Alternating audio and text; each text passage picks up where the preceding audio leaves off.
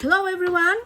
Welcome back to my channel. Today's video, we are unboxing my Eat Sugar store. They said, you know what you wanted. This is really cute, guys. There's a lot of cute stuff down there at the Mall of America. I forgot this, guys, so now I wanna review you guys. Eat Sugar! Alright. This one, guys, this is so cute. It's nice to hug. It's kind of squishy too. And they said, cheese pop, cheesy pop. And they said, bake with crunches.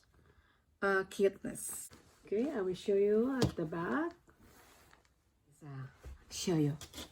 Okay, I need my glasses first. Okay, this is a fun part, guys. Okay, look at the nutrition. Nutrition serving 9, size 9, flush cheesy pops. Okay, amount of serving color 0.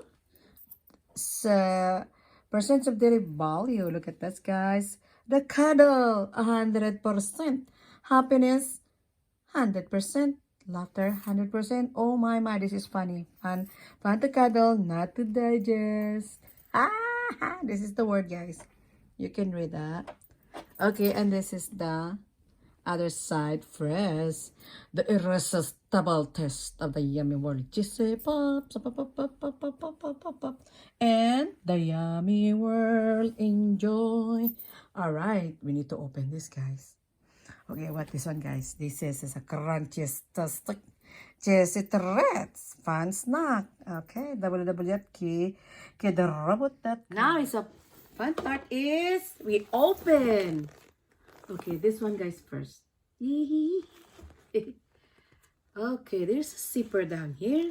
You can make this a purse if you want. So cute. Oh wow, look at inside. Oh, so squishy. One. Ooh, this is a cheesy. You know the cheese ball is like this. Poo, poo. 1 ball, 2, 3, 4, 5, 6 ball, 7 ball, 8 ball, 9 ball. Oh, now she's hungry now. She need to eat.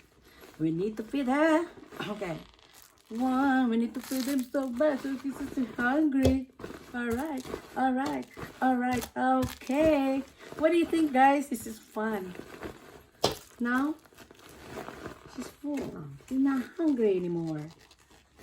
So fun. Look at that. It's nice to squeeze. Okay, guys, that's all for today. It's just fun to buy. And this is, the price is this one. That's the price. Can you see? Okay, $59.99. Okay, guys, thank you for watching. That's all for today. It's so nice to cuddle.